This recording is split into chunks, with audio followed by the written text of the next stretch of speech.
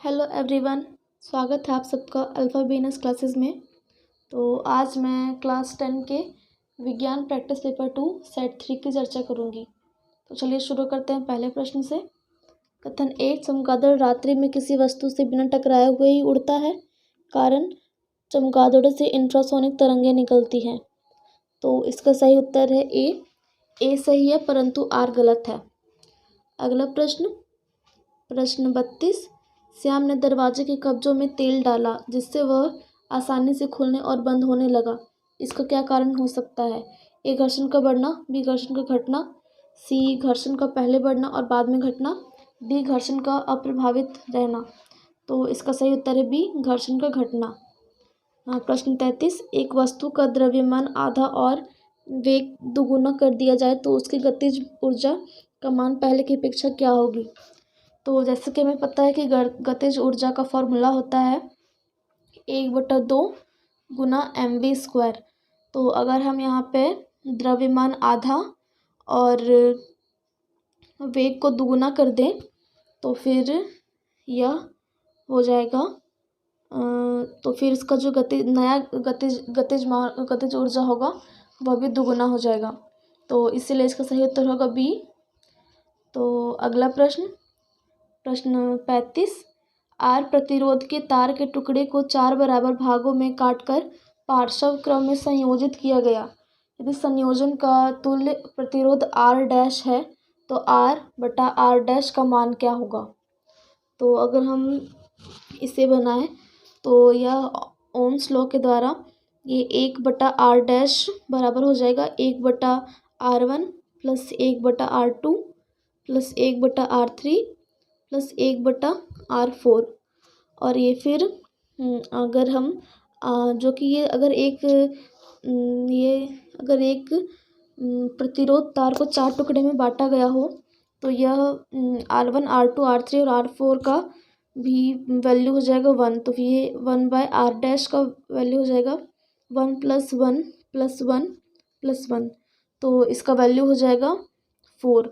तो फिर r dash का वैल्यू हो जाएगा 1/4।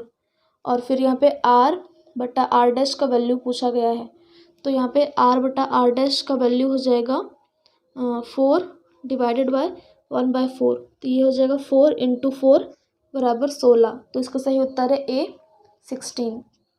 अगला प्रश्न 36, ओजोन परत के क्षय से त्वचा कैंसर आदि रोग उत्पन्न होते हैं। निम्नलिखित में कौन सा रसायन ओजोन परत के में छिद्र के लिए जिम्मेदार है? A carbon dioxide, B chlorofluorocarbon, C sulphur के ऑक्साइड, डी नाइट्रोजन के ऑक्साइड। तो इसका सही उत्तर है बी क्लोरोफ्लोरोकार्बन। प्रश्न 37, जब मटर के गोल हरे बीज वाले पौधों का झुर्रीदार पीले बीज वाले पौधों से संकरण हो तथा पुनः उनका स्वनिषेचन कराया जाए तब F2 पीढ़ी में प्राप्त संतति में लक्षण प्रारूपी अनुपात क्या होगा? तो इसका सही उत्तर है सी 9:3:3:1। अगला प्रश्न 38, दिए गए चित्र में ए बी और सी क्रमशः पुष्प के कौन से भाग हैं?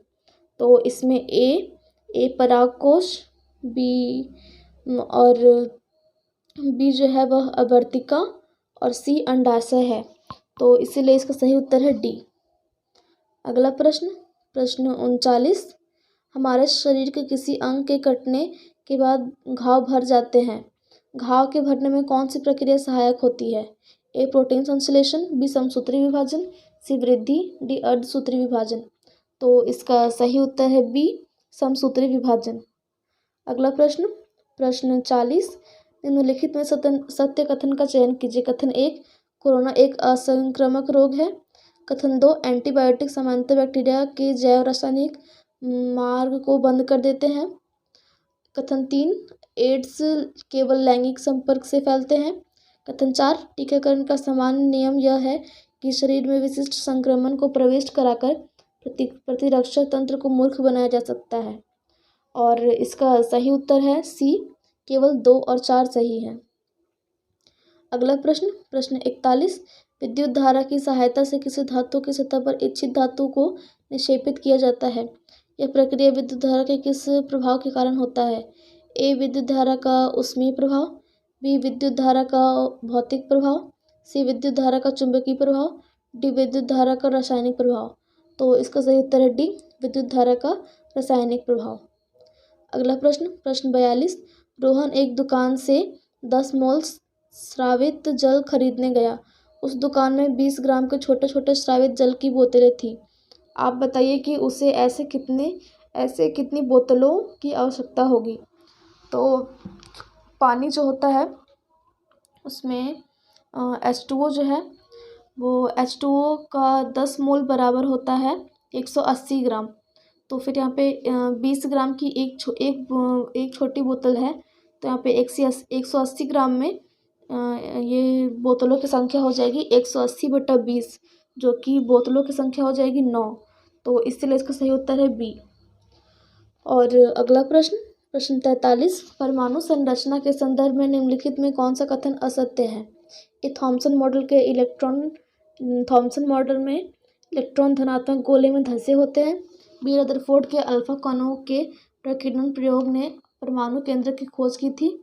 सी रदरफोर्ड के परमाणु परमंडल मॉडल में इलेक्ट्रॉन केंद्र के चारों ओर निश्चित ऊर्जा के साथ अलग अलग कक्षाओं में वितरित है।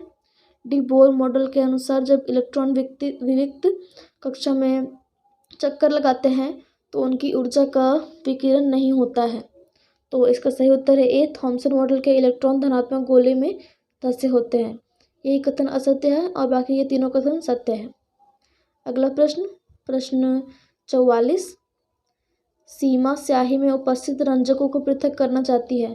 उसने छन्ना पत्र पर स्याही से एक पंक्ति चिन्हित की तथा जलयुक्त कांच के गिलास में छन्ना पत्र को चित्र में दर्शाए अनुसार रखा। छन्ना पत्र के शीर्ष के निकट जल के पहुंचने पर उसने उसे बाहर निकाला और पाया कि उसमें भिन्न भिन्न रंग के यौगिक उपस्थित हैं। सीमा द्वारा प्रयोग में ली गई तकनीक का क्या नाम है। ए ऊर्ध्वापातन, बी क्रिस्टलीकरण विधि, सी प्रभावी आसवन विधि, डी क्रोमेटोग्राफी। तो इसका सही उत्तर है डी क्रोमेटोग्राफी।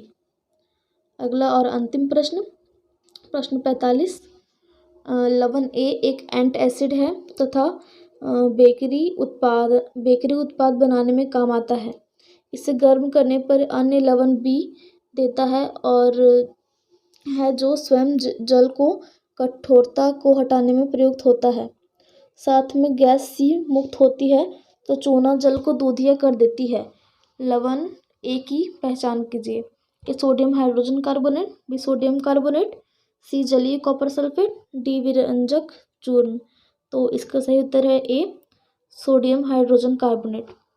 तो अगर आप लोगों को आज का वीडियो पसंद आया हो तो प्लीज़ इसे बहुत ज़्यादा लाइक और शेयर करें और प्लीज़ हमारे चैनल को सब्सक्राइब कर दें। और थैंक यू फॉर वॉचिंग।